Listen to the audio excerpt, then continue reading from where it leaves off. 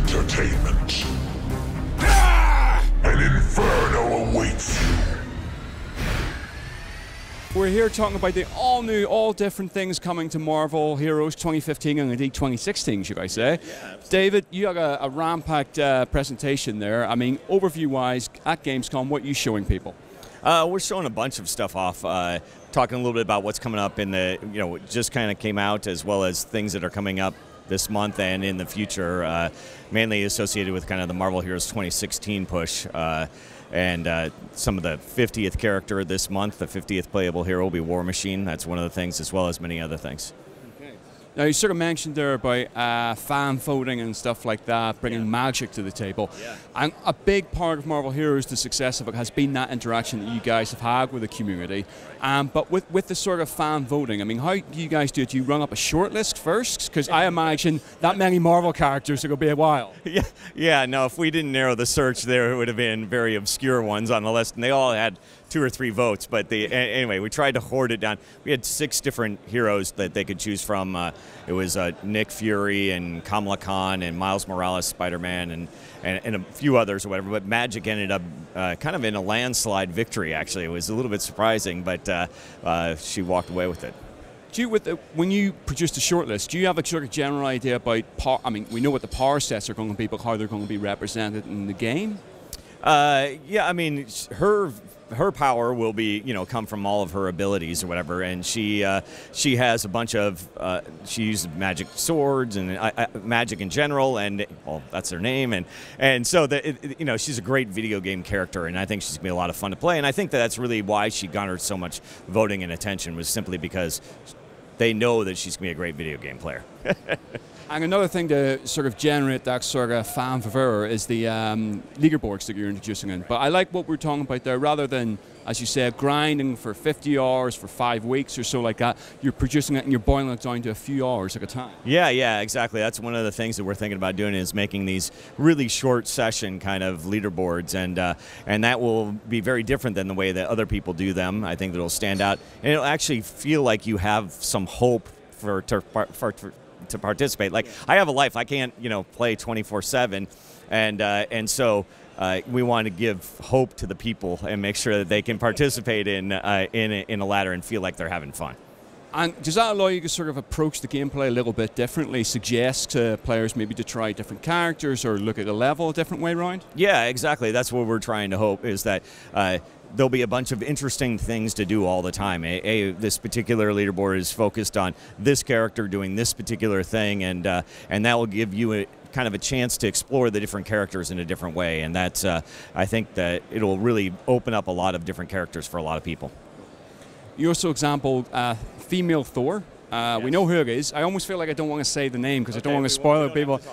And Spider-Gwen. Now, obviously, 2 characters that are huge in the comics right now. So I'm just intrigued to know whether that was more of a nudge from Marvel to say, look, these things are going big. People want to play as it. Well, I mean, Marvel would definitely love the support of us doing their kind of latest, greatest stuff, but really the support came from internally. Like, these are things that we want in the game, and not only that, but the community as well. They're very much active and vocal about what they want, and so I think that this was something we all wanted. It wasn't just Marvel, though, Marvel loves the support, so. One of the the comic events that you're introducing into the game is Secret Invasion. Right. Now, it's a huge cataclysmic event that happened in the Marvel Comics a few years back. Do you guys look, I mean, you've got 30, 40 years worth of these events to pick and choose from, but do you guys look at and work out what works from a gameplay point of view, what makes sense for you guys? We somewhat think about the gameplay, but more we want to tell some of these great stories. These are some of the great stories that we loved reading and continue to read. and I think that really speaks to what we're trying to do. It's take these great stories and then put them in the game so everybody can enjoy them, even if they are not necessarily a big comics fan. This kind of introduces them, educates them to the different parts of the Marvel universe, and I think that's one of the strong points of the product itself, is kind of this educational vibe of, hey, there's a lot to this universe and there's a lot of great stories, and we kind of introduce them to those. Well, let's just take Secret Invasion for an example. That comic series, you had the main series, and then you had all the tie-ins. There's a lot of storylines going on in there. Obviously, the big thing about Skrulls invading Earth. But is it a sense almost like flicking through the comics and looking for key beats that would work within the Marvel hero structure? Yeah, absolutely. We have to modify the stories to make sure that they fit within a game, which is a little different. When they're writing the comic, they go, "How does this work in a game?" So we have to kind of modify it to make sure that it's told in a way that still conveys the story, but also fits within our structure to make sure that everybody can participate in it instead of it being focused on a single player or a single hero or whatever. And so it's like, oh well, I'm playing as Captain America, but he was taken by the Skrulls. Like I can't, we can't have that as part of the story. So we got to kind of modify it to make it make sense. You get any fan feedback along those lines going, well, this is completely factually incorrect? No, not really. They understand the limits of what we're dealing with or whatever, and it's capturing the spirit of what's going on. I think this important part, and hitting some of the big beats and facing Super Skrull and things like that are things that people will recognize as big parts of the storyline. Okay. Presentation ended with Marvel Heroes 2016. What is that? Just an embodiment? Is that a new stage? I mean, what is that? So it's not just it is an embodiment, that's for sure. It's like the game has changed a lot in the last year, so come back and take a look, and this is an opportunity to do so. But at the same time, we're going to have a really big patch associated with it. So it's going to be not just a rebranding, but the opportunity for this new story in the leaderboards and like all of these big features, controller support, and a whole bunch of other things that are coming to really make that a bigger patch and a bigger event than normal. Well, we've sort of talked before, during the Develop conference, your actual talk, your presentation, plus we talked on the phone a couple of weeks ago about just the transition period, the difficult first few years, basically, of Marvel Heroes. I'm just wondering whether you feel like you guys have sort of turned a corner now, that it's all on the up? Oh, yeah, no, it's definitely on the up, for sure. We had more players in May than we've ever had before. So, I think that, the game continues to, as we've improved the game, it continues to rise, and we continue to get better coverage and more interest and a lot more people playing, and it's really continues to just do well. So I really believe that we've, in a lot of ways, turned the corner, and we're headed for a great new horizon. Because you example how about beating that Metacritic average, basically upping that into the 80s, which you did. And I can imagine you had that on a wall somewhere and used that as the point. That's the focal point.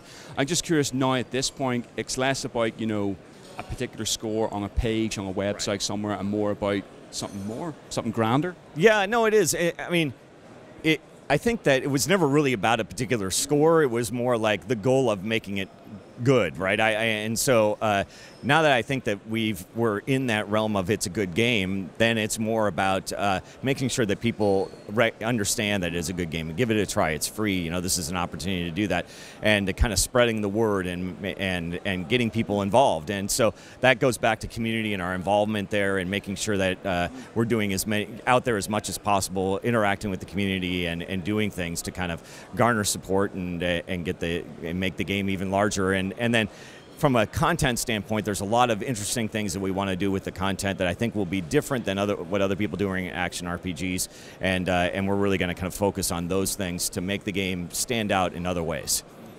Now, sort of three-pronged approach here. Obviously, you're covering comic events. We had the Age of Ultron setup as well previously. TV show. Any interest or talks about covering that? There's definitely a lot of interest from not only the Netflix stuff, but also the ABC TV shows, and so, but not all those things kind of work out. We're trying to work on it. We'll see if it happens. I can't guarantee anything, but these are complicated, political discussions.